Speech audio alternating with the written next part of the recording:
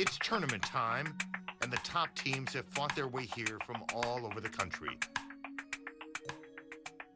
There's no sold-out arenas, but for many of the smartest young people in America, this is the ultimate confrontation. Imagine if you could play a slightly more physical version of high-speed chess 8 times in 2 days. You know, I mean, this is like Top Gun for dorks. Ready? This is the National Collegiate Debate Championship. You know, it's bad is because it comes through political control, which is evaluation of conflicts.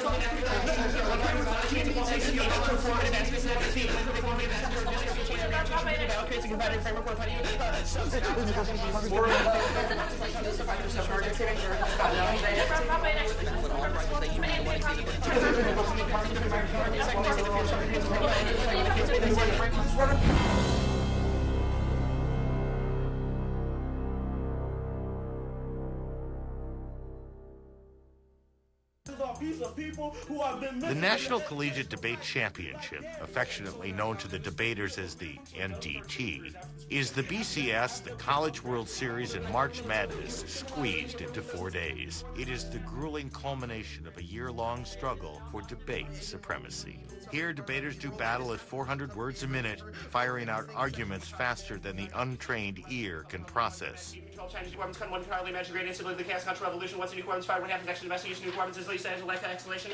Global tragedy. Stand our 6th. When the teams are getting to the NDT, this is really the cream of the crop, and this is the premier debate event. This year's competition is loaded with contenders. Cal Berkeley is the first of 52 schools to arrive in Washington, and like many schools, Cal has more than one team entered. But it is Dan Schauman and Tajinder Singh who are the tournament's top seeds. Debaters are ranked as teams and also as individuals. You know, ideally speaking, you know, we'd like to win the thing. Beyond that, I've made a few side bets. I'd like to win those. I'd like to talk some smack, have some fun. Every round in the tournament debates the same issue, and this year it's U.S. foreign policy and European relations. The subject was announced last summer. The students have spent an entire year in preparation, producing millions of pages of research to defend their arguments, continually updating them every day. Then they organize them, file them, and lug them around the country to debate competitions coast to coast. The average national level debater probably does as much work on that year's topic as a master's student does on their master's thesis. And these are undergraduates. I mean, these are sophomores and juniors and seniors in college that are doing this outside of their classroom work. So it's really kind of mind-boggling to think about what kind of effort they put into this. This is my spring break, and so far I've spent the last 10 days working from like noon to 5 a.m. in a dank office trying to get little pieces of paper on other pieces of paper and organize them so I know where they are. It's great. Isn't that fun? On the eve of the tournament, Harvard is sequestered at the luxurious home of a local alum, and the 4th-seeded team is still preparing its arguments. It's just a big opportunity for you, you know, like we work all year to compete in debate, and this is the biggest tournament of the year, and it's the one that, you know, people kind of go all out for, and so it's the most intensely competitive, and it'd be really nice to do well here. We absolutely want to win as much as, you know, someone in the NCAA tournament wants to win March Madness. You should interview her. This girl will be a nice one. She's going to win the tournament, actually. Really? Yes, this girl right here is hands down the person that will win the tournament. Michigan State's Greta Stahl and her partner Dave Strauss are actually the tournament's 2nd seeds.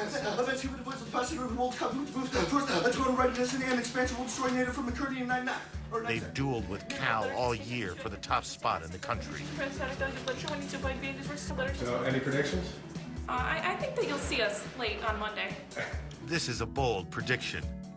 Monday is the night of the finals, pairing off the last 2 survivors. Teams that have already competed 11 times over 4 days. Given the relentless schedule and the sleep deprivation, the pressure is extraordinary. I'm surprised more people don't have heart attacks at the National Debate Tournament. It's probably the most single stressful event that is even imaginable. I can't even begin to describe it.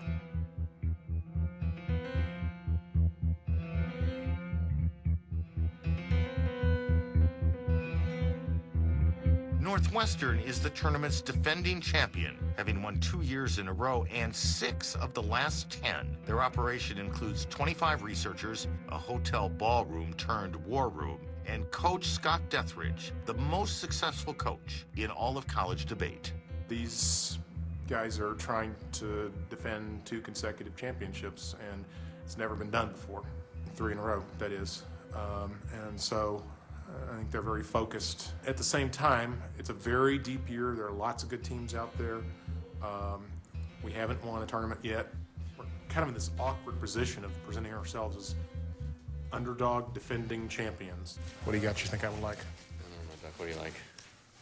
Well, Creed, the Calling, and Whitesnake, but I have a Whitesnake shirt. First of all, I'm going to go get psyched up for a few minutes. I always tell them they got to do that before debates.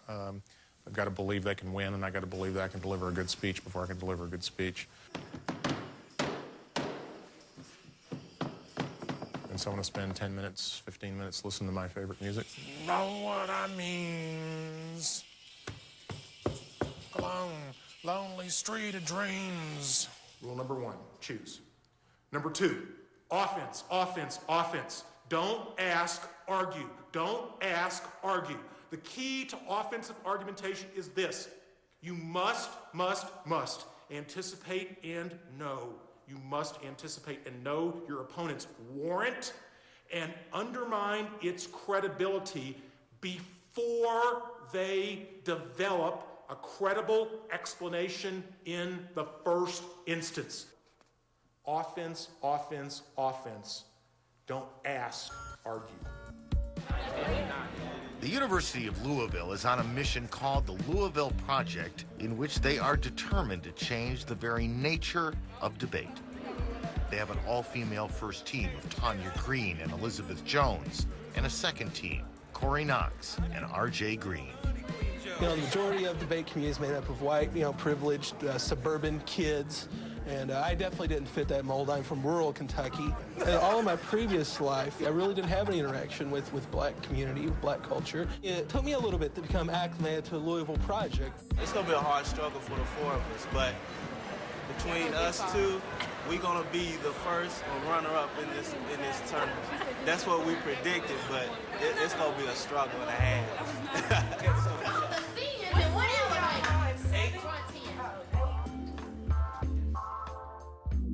The final event before the tournament begins is the presentation of the Copeland Award, awarded to the top debating team during the regular season. This year's first place top mid team receiving the Copeland Award is from California, Berkeley, the team of Tadendra Singh and Dan Shalvin.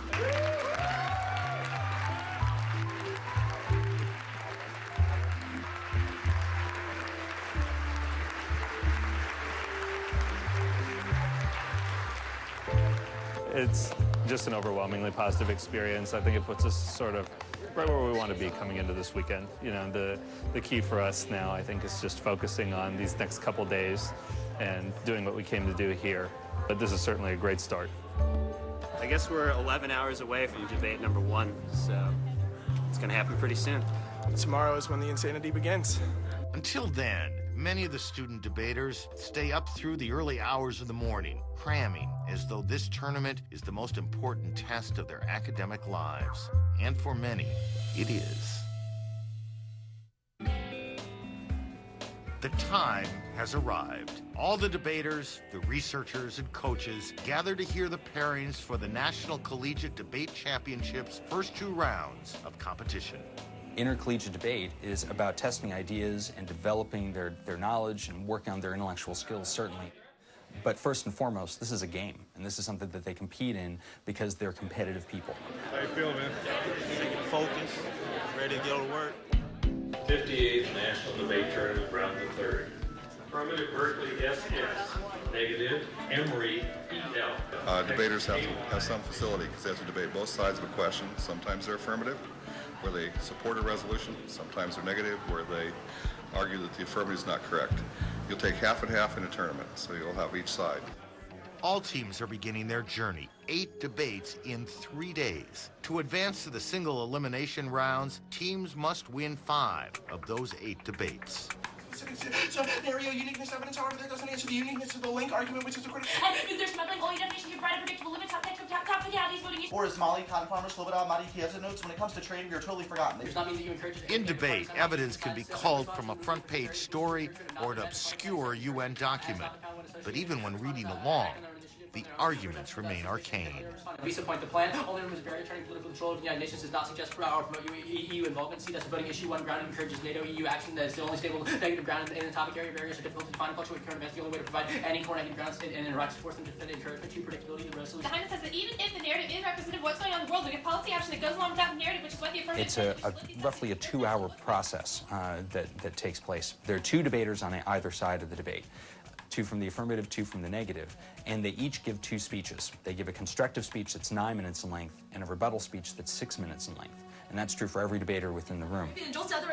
Governments have promised that too many Iraqis oppose the U.S.-backed transitional government as such. Agent specification and violation, they do not specify who implements the plan. Visa point standards, 1 ground failing to specify fresh domestic disadvantages, counterplans, these are key negative strategies, 2. A couple of arguments that circumscribe everything Emery says. First, the U.S. does not intervene for good, nice reasons. An outcome of the policy, which means that if we win the world, well, the plan is worse vis-a-vis the status quo. First off, case politics is the unique supposed to use political capital script, NFA 22, Washington Post 211. The National Collegiate Debate Championship is 58 years old. Over all that time, the speed of the debaters has dramatically increased. They go anywhere between 350 to 400, sometimes more than 400 words per minute. There's a reason why they want to speak that quickly within the debate. It really comes down to the faster you can speak, the more arguments you can present within your speech. Predictions are not based within realism. They have no evidence or support for that claim. If you can pack more arguments in and more words within that amount of time, there's that much more that your opponent has to answer and respond to. Debaters' distinctive styles extend from their speeches to their quirky mannerisms. Like snowflakes, each debater is unique. Debaters, while they're listening to it at that fast rate of speed, they're not only thinking about that, they're developing their next speech and writing it in their own mind. So that's what's really kind of mind-boggling, is that they get to the point that they're thinking even faster than that rate. Then there's Louisville, whose debaters have a totally different approach to the competition. They don't speak 400 words a minute. They use rap music as evidence, and it often seems they're playing an entirely different game. Let me captivate your mind. Sit back and unwind. Let your consciousness find a calmer path in this worldwide bloodbath of wars, destruction, no freedom, no peace. Police still shooting us dead in the streets. And I'm the one to make it out of the We made a trap. decision to put the cards down and stop reading the evidence in traditional ways. And once we did that, and we put that with the rap music, and then the final piece that was missing was our personal experiences. And we began to question the ways that other teams introduce knowledge. Without these things to increase motivation for these kids to be here today, to learn how they can debate and gain the education that we have in my 4 years in debate, and also how we can learn from these kids, then we would never put things into practice. That's why diversity is never going to change in this community. Play Dead Prayers. The non-traditional approach of Louisville is still contained in the rigid format of each debate. After each speech, there is a 3-minute cross-examination where each team challenges the other's arguments. And sometimes they get a little heated. We'll promote self-determination conflicts, and then your impact evidence says that we unnaturally respond to those by using them. So your argument is that the time frame on this is a policy that could happen sometime next year. No, actually, I think that the collapse of the reform process in the short term would still have an effect on consumer. Well, okay, then what kind of reform is happening in the short term?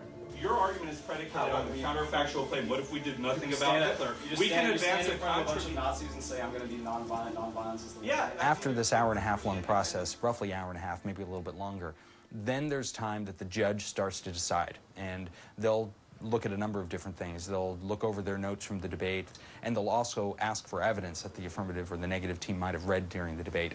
There's certainly a mix of how eloquent and persuasive the speaker was, but there's more of a focus upon the quality of the research and how well the argument is constructed. The decision is a 2-1 for the affirmative, Harvard. 3-0 for the negative.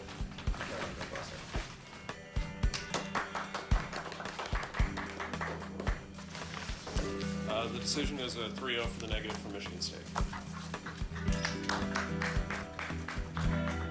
Decision is a 2-1 for the University of Louisville.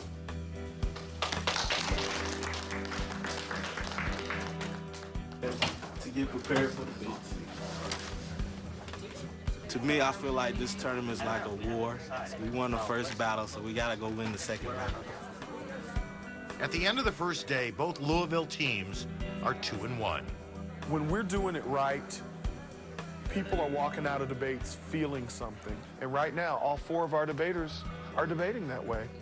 Harvard's top team of Klinger and Tarloff stands at 3-0. Mike and Elliot are certainly one of the most talented debate teams I've ever worked with. Both of Northwestern's top teams, as well as Michigan State and Berkeley's top team of Shalman and Singh, are undefeated, setting up some classic showdowns for Day 2 of the National Collegiate Debate Championship. It's Saturday, Day 2 of the National Collegiate Debate Championship, and already many of the 78 teams are struggling to survive. Each team has had a unique journey just to get this far. Cal State Fullerton's story begins with its coach, John Bruschke, a passionate advocate for his debaters, and they love him for it. When I was almost done with high school, I didn't even think I was going to go to college. John offered me a debate scholarship. Like I said, I literally didn't even know where Fullerton was. He took a bunch of chances on me. And I don't know why he took these chances. His academic grades were not good enough even to get in college. His mother just passed away. His father had gone bankrupt. He has a brother who's retarded. He had all but dropped out of high school, but the one thing that turned him on was debate. He's just honestly one of the greatest people I've ever met. Cameron and his partner Josh Clark, who are about to take on Harvard, bring teddy bears for good luck and to remind them of their girlfriends back home. After this, there's going to be no more debate because we're seniors and I'm going to have no teddy bear. There are a few arguments that the 2NR makes. The first is that voting negative is not to exclude Harvard. Baloney is to exclude the type of intellectualism that they find highfalutin and that they say is unacceptable. We do not say that the oppressed has to reason like us. We just say... Debate motivates him so much. That's his thing. It's what he wants to do in college. Colonization and domination are real things that happen, and they're not simply carried out by the sword, but they are carried out by the way that we frame and think about these issues. And when he came to Cal State Fullerton, he could barely get to classes, and now he's, he's going to graduate. It is a 2-1 decision for the day. With the victory, Cameron and Josh stand at 3-1, while Harvard's second team now must win the rest of its debate to advance to the elimination round. I certainly don't think anything bad about Harvard, but those are the smartest kids in the country. A high school dropout just being in the debate round. 39 debates are going on at the same time, spread all over Catholic University.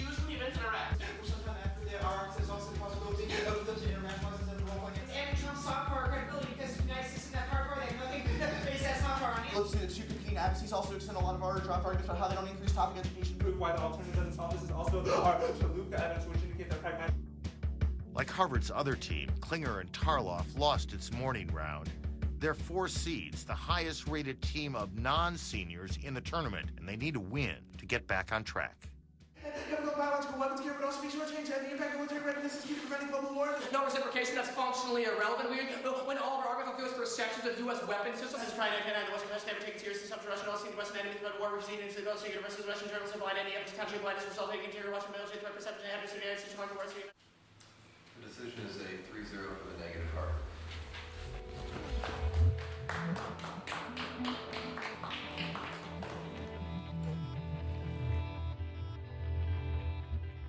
As day turns tonight, all eyes shift to the top debate of the prelim. Berkeley's Shalman and Singh and Northwestern's top team of Tristan Morales and Jim Lux are 5-0. Morales won the national championship as a sophomore in 2003. Yeah, well, this is one of the biggest debates in the tournament, especially in the prelims. Berkeley's seeded first, and Tristan's defending champion, so you're not going to find a tougher matchup. Obviously, if you come to this tournament to win, you have to be prepared to debate anyone. You prefer to put yourself on the line as few times as possible if your goal is to get to the end. We lost our last debate to them. We were really, really upset about it. So hopefully we can exercise our demons a little bit. Our interactions with others, with our government, even with ourselves, are mediated by technology. The application of science to every circumstance of technology has become our God, a God that we felt could investigate, harness, and put to work for our own ends. Nowhere is this more visible. Everybody comes out in their best form, and I guess debates like these are demonstrations of that it's kind of the intensity and, both teams playing to their top level that kind of makes the debates fun. You say is a symbolic reading of the resolution. What particular symbol, I guess, is inferred through that interpretation? What particular symbol? What is the symbol? What is the symbol? This is definitely the kind of team that we debate best. So the 1AC is our best link, or is one of our good link arguments. It says, quote, our interactions with others, with our government, and with ourselves are mediated by technology. Our Hirschach evidence is on fire on this question and uses I only really debate well when I think that I might lose. And so when I'm sort of confused by an argument or feel backed into a corner or under pressure, I tend to do my best debating. City of task complete student failure, how can they face the issues possibly responsibility for breaking resulting balance of just social order cannot cure alternatively how it's not. What evidence do you have that says that supports the claim that these institutions can be transformed? That institutions can be transformed? Yes. That's more a hope than anything else. I mean, our 1AC evidence says that hope is a good thing. This matchup is arguably the best matchup in the country, regardless of how the two teams are ranked in any given situation. The styles of the two teams are so similar that it creates intensely close debates. In fact, the judges take more than an hour to decide the winner.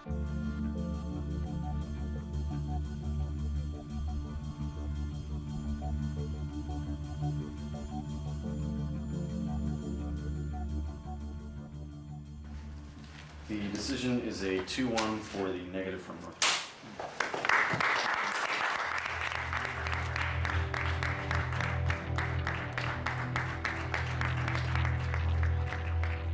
Tristan does that clap thing, and everyone hates it, and he's done it for years. And last year, there was one round where I told him that if he clapped, I'd punch him in the face, and he didn't clap. If we end their year in the elimination rounds, I'm going to clap. We're in a good position right now, but there are no prizes for first place at the end of day two. There are prizes for first place on Monday. After 2 long days, debaters are exhausted, but the most difficult stretch is still to come. Just about everyone at this tournament is pretty much dead on their feet. And so, I feel more spent than anything else. A lot of debate careers will end today. And really, if ours ended right now, it's okay. And it is time now to draw the line in the sand and say your words are not enough. You cannot win this debate in that room. You must win this debate by going out this summer into the community and do something different to change the climate and condition of this community. Dr. Ed Warner became a debate revolutionary just 4 years ago after many years as a traditional debater and coach. His insistence on action and change in the debate community has found supporters. If you've seen us in Louisville this weekend, we definitely think what we're doing is about connecting the community, and we definitely have a difference with some of the other schools that want to do the policy. There is not a person in this circle right now who's standing in this circle because the wins mean more to them than what we got to say. What you all have is we got what is in here. I mean, I want the win. We want the win. But those wins are not more important to us than what we're putting in the debate.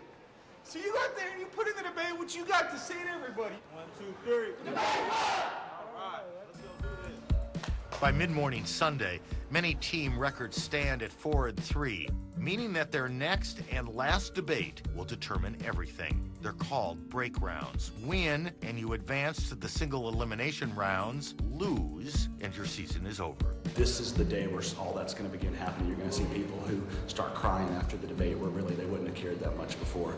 Northwestern's second team started off 4-0, but lost 3 in a row, and now faces elimination in a double break round against Concordia. Right across the hallway, RJ Green and Corey Knox are also in a break round, and they will be the underdogs against 5th-ranked Georgia.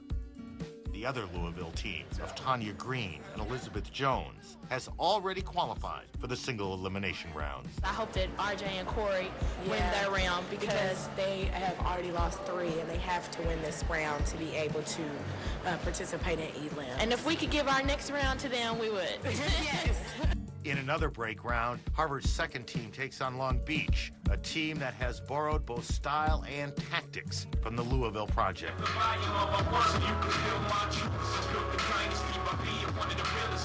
It doesn't matter how big that squad is or what kind of resources they have. If the 2 debaters in the round aren't incredibly bright, haven't worked very hard, and aren't able to articulate that vision to the judge, they're not going to win. All of their no links about the connection just function and take out their offense. If there's any risk that you think that they might have connected. We started off really well and then had a couple of bumps yesterday and this morning, so we're trying to recover. Which means that we never force that interpretation of the text on you. In fact, we explicitly say this is We're debating Northwestern. It would be a massive upset if we beat this team. If we don't win this debate, not only will I not break, but it'll also be my last debate round ever, which has a lot of significance for me. Say 3-0 for the affirmative. Tiny Concordia College of Moorhead, Minnesota shocks Northwestern, ending Scott Gottbrecht's career. It's okay. Gonna have to do the quarterback thing and forget about this debate and focus on the next debate to try to get my focus back, because right now I just want to run around the hallway screaming, so. Why do you speak to me at a different rate in your cross-ex than you do during your speech? Because I have a limited amount of time in the speech. Also, what is the goal of your speech? The decision is a 2-1 for the affirmative in Long Beach.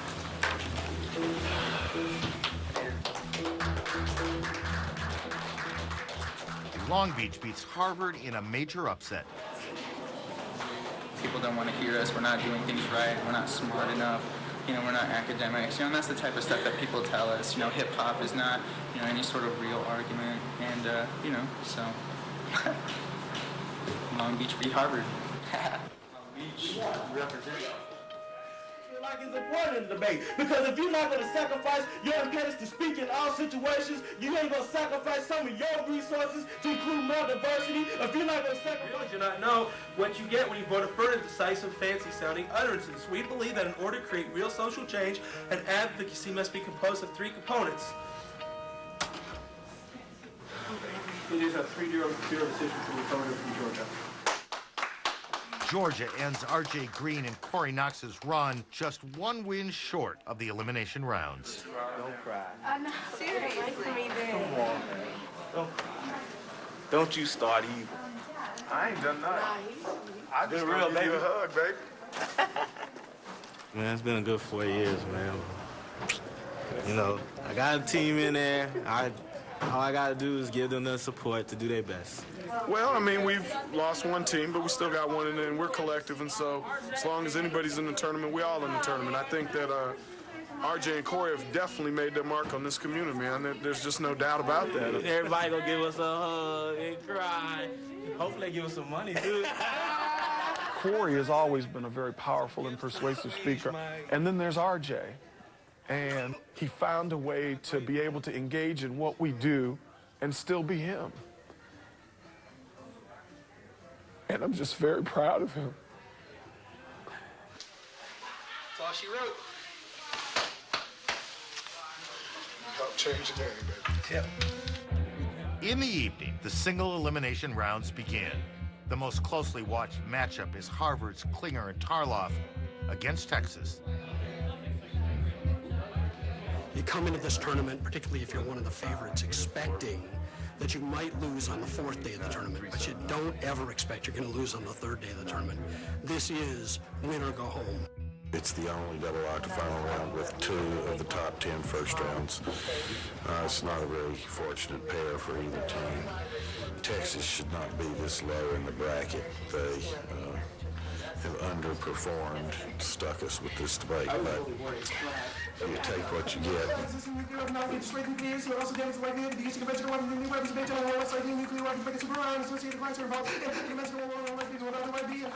Each of these highly ranked teams is facing elimination. Why is that that something that has to be productive? Well, even if it doesn't have to be productive, the idea of reconfiguring yourself to a bomb in a competitive framework makes it impossible for people to agree with you or to sort of say, hey, that is funny. Let's laugh at that. I have another question about it. The performative aspects of the one I see, the way that they can gain some sort of discursive change or reorientation through the ballot creates a competitive framework whereupon you... The 5 judges struggled to decide which team's arguments were more persuasive. The decision is a 3-2 for the negative for Harvard.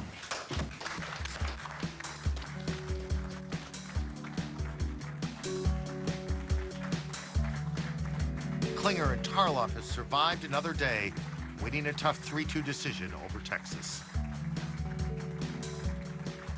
This is the one that really matters. You don't want to go out on day 3. Tomorrow, the adrenaline heats up and you just run. That's all I got to say. It's 9 o'clock. The field is down to 16. Teams like Long Beach and Concordia that were on such highs only hours earlier are now out of the tournament. It's not really that, it's just an activity, it's kind of a lifestyle, so it's sad.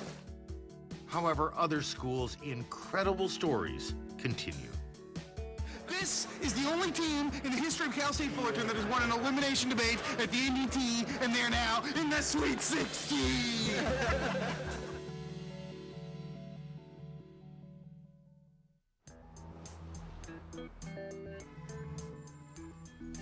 It's Monday, the last day of the National Collegiate Debate Championship. Thousands of hours of preparation have come down to this. 62 teams are already gone, 16 remain. From now on, this is a single elimination tournament. Heavily favored Cal Berkeley heads one bracket, while second-seeded Michigan State looms over on the other side of the draw. These teams will debate all day and night until, by midnight, there will be one, the National Collegiate Debate Champion. It's all about Monday, and Monday now begins. Today, you start to see what we mean when we say that this is a marathon and not a sprint. Tajinder Singh is a senior. Today, in the final day of his debate career, he must use the last reserves of his adrenaline to overpower his fatigue. While Shalman and Singh take on Emory, Northwestern's Tristan Morales and Jim Lux battle the other Berkeley team. Having narrowly escaped last night, Harvard's Klinger and Tarloff take on the impressive Wake Forest squad. Well, obviously Harvard's one of the top teams, and so every debate at this point is tough. Louisville's Liz Jones and Tanya Green entered the tournament unseeded, but now face Emory's top team, which entered 3rd in the country. We in the Sweet 16 of the NDT, that speaks volumes. And the team that we debating, our goal, our mission is to make them see where we coming from, make them see what we're fighting for. Cameron Ward and Josh Clark of Cal State Fullerton, the lowest rated team remaining, are now heavy underdogs against 5th-seeded Georgia. Given the circumstance, Fullerton's Cinderella run has been astonishing. In November, my mom died of cancer, and that was probably the lowest point of this year. And I can remember thinking about how much I wanted to quit. Before each debate, I'd go off in a corner and talk to myself about my mom. And it made me stronger. I think sometimes about the amount that that other people have had to sacrifice to get me to where I am. They're not words to express how thankful I am.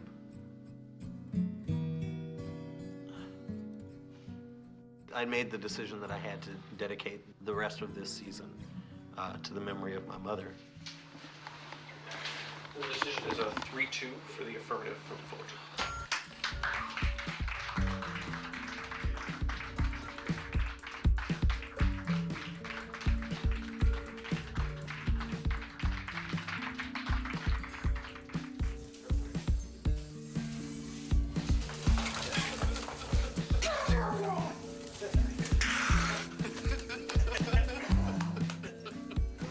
All right, Dad. No, down to 8. That was 16. I definitely felt like when we were debating that It was almost as if my mother was standing right behind me. You really want to talk about fairness? Why do we have to start at your starting point? We are clearly demonstrating, like I said, the problems with your approach. The winner of this debate in a hotly contested 3-2 decision is the affirmative from the board.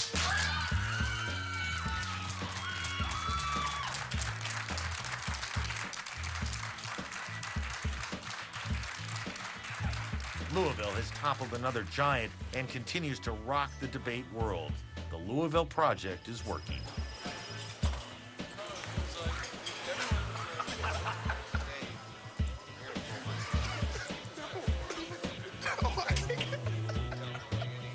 I'm trying to stay grounded, I'm trying to stay humble, and just keep doing our thing. And how proud are you of these girls right now? Oh, God. The decision is 5-0 for the affirmative.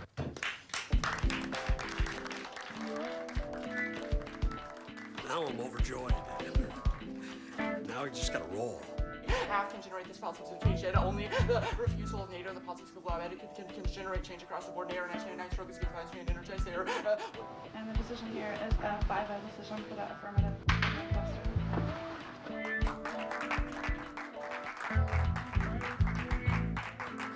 Legalism on the other because it's not choice constrained control can have choice selection between certain legalism. Something else all can do is the decision was unanimous for the negative from Cal.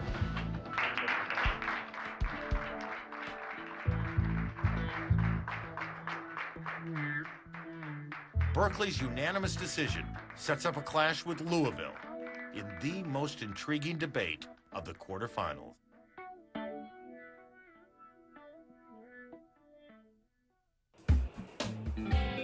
8 teams remain. Top-seeded Berkeley has little time to prepare for Louisville's unconventional style. Well, it'd be the farthest I've ever went as a head coach. I've had a team in the quarterfinals of the National Debate Tournament.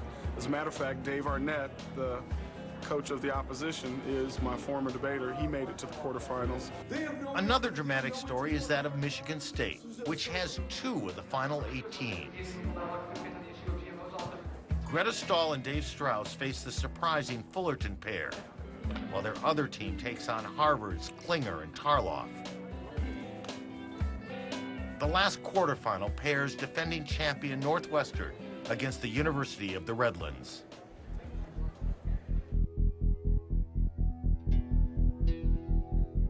Berkeley against Louisville, the top team in the country against the surprising upstarts. Louisville argues the affirmative, and Tanya begins by stating their radical argument that the debate community is similar to NATO as an oppressive and exclusive power. When I first started debating, we read cards as novice debaters without really knowing what these cards were saying. We talked about race and its impact on foreign policy, but that didn't quite settle well with me, because here I was, a young African-American woman, reading cards from experts, telling me about race, who studied its flaws, when I had personal experiences who knew more about the subject because of my social location. I began to look around at these tournaments, and I've noticed that there's not a lot of debaters around here who look like me. Berkeley has the negative position, and in response to Louisville's style, they speak more slowly than usual. Dan Schallman reverses Louisville's argument by defending NATO and comparing Louisville's position to that of Soviet Russia. We should not allow the horrors which were done in NATO's name to elude the fact that the alternative of Soviet domination of Eastern Europe was not pleasant either, and if you doubt this, ask Eastern European people who lived there under communism. The quest to annihilate privilege, couched in revolutionary terms by Stalin and Lenin, manifested itself in anti-Semitic systematic violence and rape as the Soviet army stormed across the Danube. In fascist governments in Romania, where my family lived, these people did not live quietly. Their land was taken from them. They were taken out into cemeteries while their wives were pregnant. They were beaten on the feet because they were Jews and because they had money. This is the peril of oppositional and revolutionary politics. And I ask that you vote for the affirmative team just to prove that fact. Voting for the negative keeps saying that it's maintenance does nothing to change.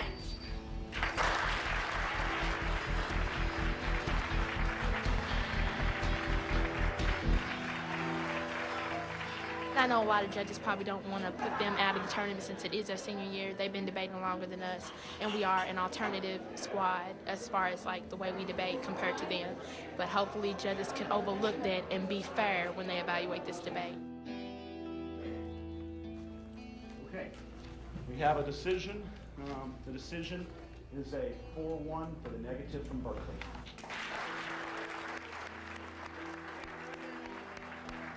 It is an emotional moment. His former student Dave Arnett knocks Ed Warner's team out of the tournament.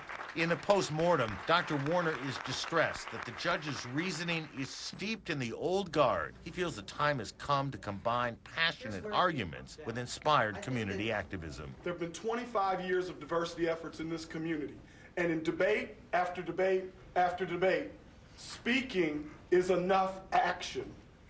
And I think what we're trying to say is speaking isn't enough action.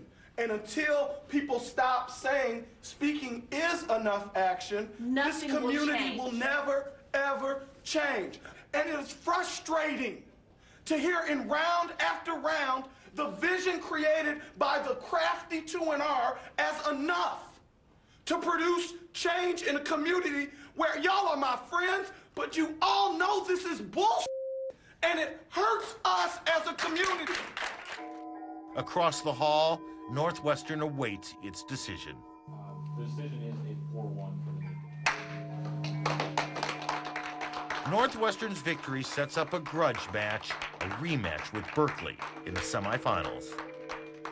I think it's going to be a good debate. We're prepared.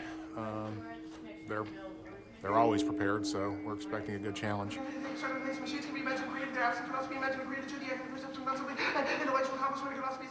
In the last quarterfinal, Harvard took on Michigan State's #2 team. Thank you for a good policy debate. The decision is a 5-0 for the affirmative.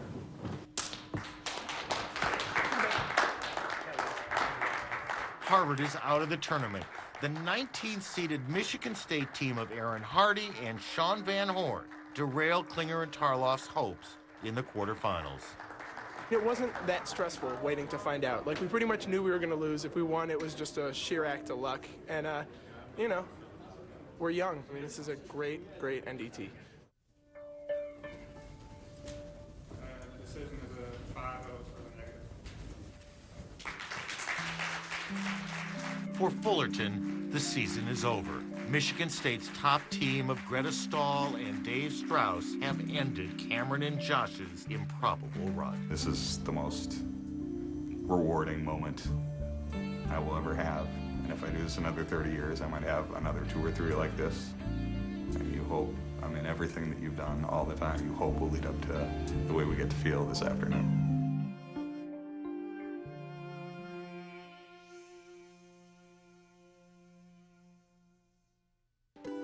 4 teams remain, but 2 of them are from the same school, Michigan State. Rather than face each other, Michigan State elects to send their top team, Greta Stahl and Dave Strauss, to the finals in a walkover. They get the advantage of watching their next opponent in the semifinals. That round pairs Northwestern against Berkeley. I know you're exhausted. I know you're tired, okay? We got 3 hours left. We came here on a mission, and we are almost home, okay? So you got to dig down deep inside one more time. It's Berkeley and Northwestern, the rematch. The top team in the country against the defending national champion. There's a difference between antiism and criticism. Our argument is that we are a criticism of the YMCA, which is fundamentally distinct from antiism, which is a process of scapegoating the choppy evidence. We call this 2AR a response to smoke and mirrors. The politics of global ordering is something that constantly reasserts itself and calls upon us in a certain manner. Old as old, the illnesses stay analyzed discourse. In this case, the fantasies enacted by the one see they've continued a series of arguments about why, even if their arguments might only enact a particular fantasy of the world or certain this society, you should replace it. That we can challenge wholeness, they're challenging the politics of globality. This time, the decision was much clearer than in their first showdown. And the winner on a 5-0 decision is the negative from Berkeley.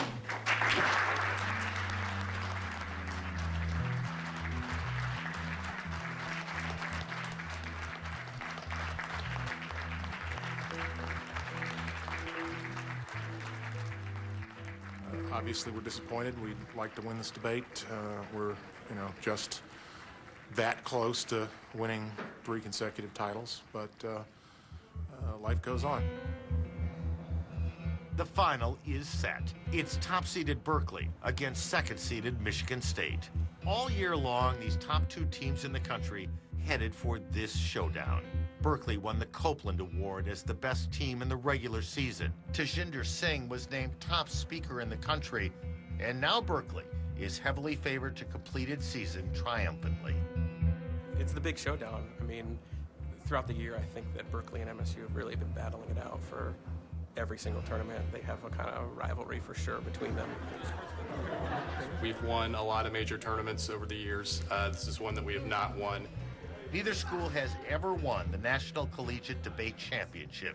Berkeley will argue the affirmative and go first. Inherency, despite strong domestic protections, U.S. policy fails to protect people with disabilities internationally. Hermits, 2 gay 3 people with disabilities constitute a significant portion of the world population. Disabled people have been discriminated against, marginalized, and segregated from society for most. Admitting that they weren't up to stuff and couldn't do it on their own. They've already admitted that in our YC evidence. There are cultural ministers that were screwed in terms of providing access. It's not a question of whether the substance of your policy is popular within Greece or not. Argument says... Can you explain to me why that would be true in the case of a cooperative action which makes America Greece's bitch? Because your argument presupposes that the reaction is rational. Our evidence says that it's not. For instance, in Greece, 81% of people blame the United States for 9/11. They're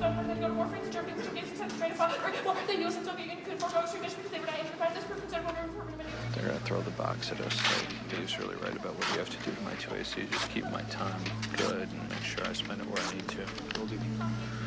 All right. They have no answer to global wars as well as since they've conceded in the Church battle. My argument is that the Church battle case because ridiculous. The Greeks has already said that they are failing, that they're behind the Americans on this question. There's no reason why they wouldn't want to take money to implement policy priorities that they themselves already said they wanted. We have mitigation against the risk of this cishead, which is the reason why our impact analysis comes first.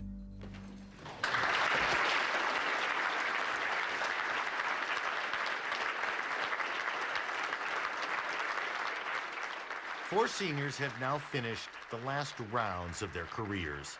After 4 days and more than 300 debates, the arguing is over, except perhaps for the judges who must now determine a champion.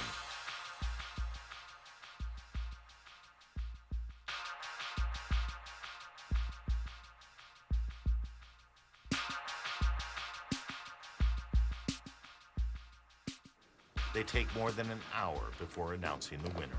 58th National Debate Tournament. The decision was 4-1 for the negative team from Michigan.